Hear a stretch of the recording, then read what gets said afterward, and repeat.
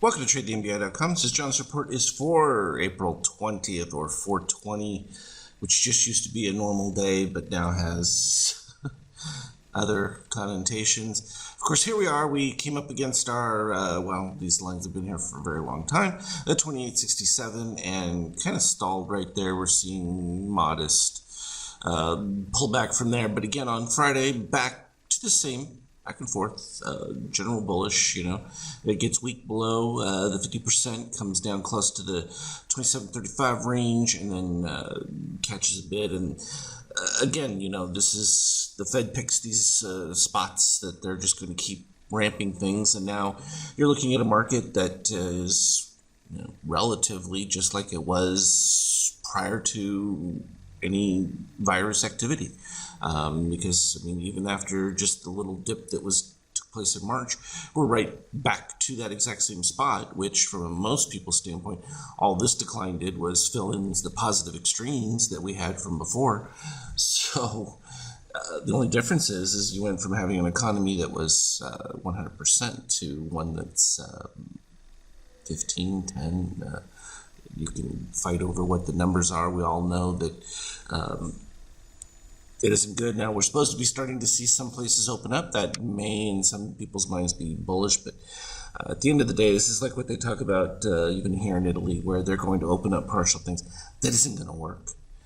Anyone who understands anything about economics, and particularly when it comes to the global trade situation, as well as particularly here in Italy and that with tourism and that, what good is opening a restaurant if you're not going to have any clients? What good is opening a hotel where you don't let people come in and use it, and you think that your own country is going to supply enough activity to keep these things going? No, it's going to be displaced, unequal, and that is going to be a social unrest issue, which will be interesting going forward.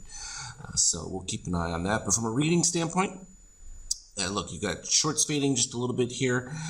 We've been in a flat line with long-term buyers, which that's going to kind of be consistent with what we're going to see from a Fed interjection, because they're just going to supply buying when they need to, and then as things pop up, they'll sell, and they can do that indefinitely, and literally can inflate the market to whatever number they deem good.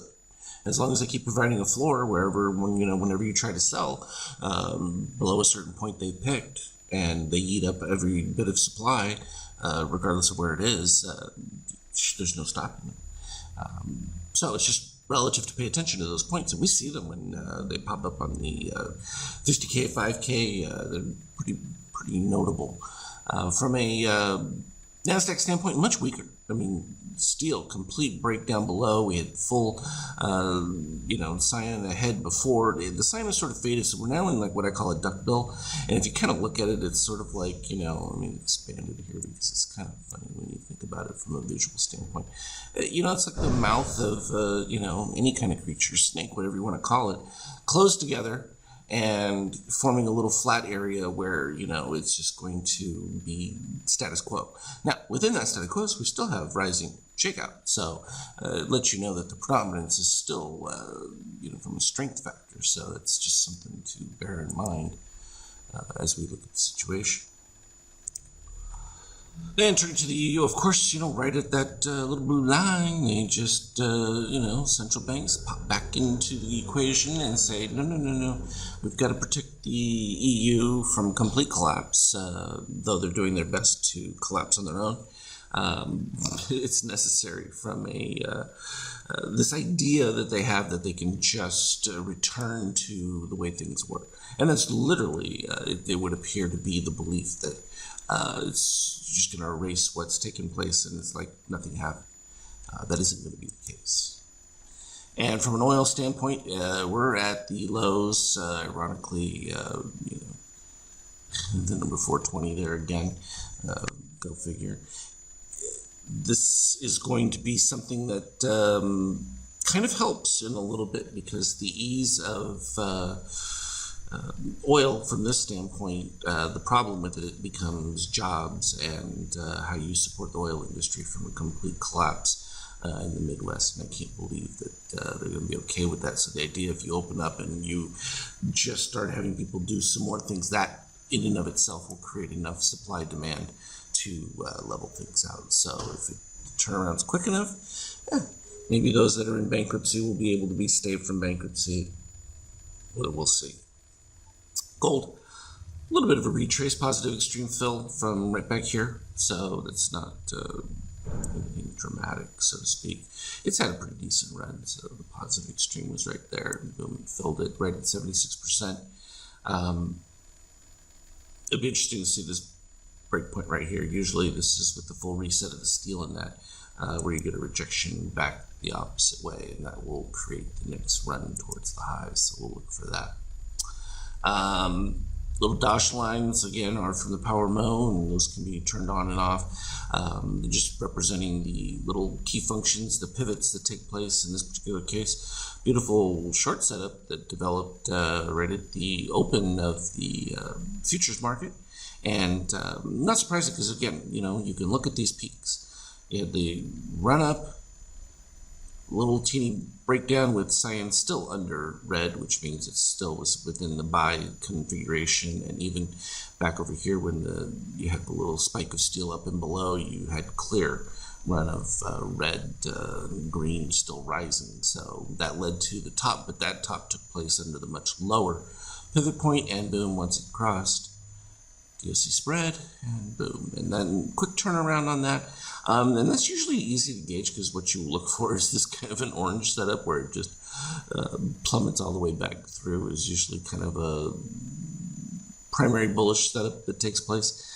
In this case, with the amount of erratic nature of it going back and forth, it was just a little bit in between with the signals on that setup. But the Power 2 was catching from the dip to the turnaround early on, just above the 50% range. That shot it all the way back up, and then by the time cyan goes underneath, you get a little bit of fill from positive extreme to, well, the red line right there has now been filled.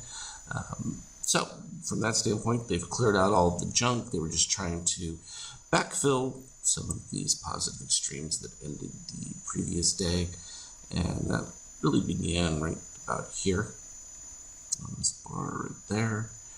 We had another one at the initial breakout, but as I've mentioned many times before, usually I look for that first one in between after the initial breakout because that has the highest probability of filling. And then if you have continuation signals, then you can look for that full vector fill. But all in all, that's pretty clean from a reopen. The action from down below is nice because you can see it. I mean, we get the cyan, which is that super oversold pivot up, and having it with the magenta, those are the cleanest of buy configurations right there. And boom, that just lit it up to the top. And you can follow through all of them. They're marked with their little lines, the key points. So the only thing you got to watch when you're looking at some of the red configurations is you do want to see confirmation from both your steel readings and that, particularly here. And you'll notice this when you follow on a 5K chart a lot. When you do get a DOC spread, really the separation between the red and cyan is really what you're looking for, particularly on a swift angle. And then what I'm looking usually for is if steel crosses up, I want to capture orange caught between the two, because that really is where you get your continuation. So the difference on this one where it's kind of flat and you have the orange popping in and out versus over here where you get a much more consistent orange fit right between the cyan and red, and then usually gives you a bit more of a continuation. You don't get to decide when that happens, but it's just worth noting, particularly as you started to look at it right here, when you get this huge range of orange caught between the two where it doesn't dip and you just kind of continue for a little while until eventually it dips down, and that's when you finally got that tiny little pop that did take place coming off of it. And that actually is part of what I was working on over the weekend, to incorporate those readings like within the Power Mode too, so it can recognize the end of a significant short run. Because you may get pops down in between and back and forth below, but in general, when there's a consistency between that relationship on a no DOC steel reset, it's usually pretty good for a continuation. So it's just something to pay attention to. But we're noticing a little bit more of a reduction in the overall daily volume. I mean, this is by far less than we've seen, and that's reflecting a little bit more of a normalization. Now, if you can call normal with the ATRs that we're still seeing, meaning the average true range or the amount of volatility within a given day, it's still pretty extreme. Which is great for intraday trades, obviously, but a little bit more difficult for people who want to just set and forget, because you're going to have to deal with that. And that was the point of, like, for instance, the daily China ATR. I mean, these were big point winner gain, looking for very large moves, and that's the whole point of ATR bust, is because it's literally the average true range is just crazy. I mean, even currently we're at 101. That's a lot, no question about it. If I flip to PowerMo 2T, this is one that's just been, what I'm going through is matching to make sure I've got a consistency between where we have positive moves of the PowerMo 2 versus areas where we don't, and it's buying, and so it's going to be a matter of making the adjustments on those just to eliminate them. And even if I can eliminate 5 to 7% of the failed longs, then the strategy moves much higher percentage-wise, and the profit factor goes through the roof on that aspect of it, not to mention being able to easily identify clear shorting setups within it. So I think that's going to really make a dramatic change on some of these programs. I think it's very exciting as we go through and really start to hone down to perfection. Not that we're doing pretty good with what we can see. This just would finalize it to where it's just all simple visual green and red. As always, though, I will be on the Skype chat back and forth, continuing programming that. So if I'm off for a little bit of a stage, it's because I'm trying to stay focused on it, because some of the stuff is pretty complicated. But I do try and pop in and make sure that I've checked everything that's happening. If there's any special questions, as always, trade well. We'll talk to you later.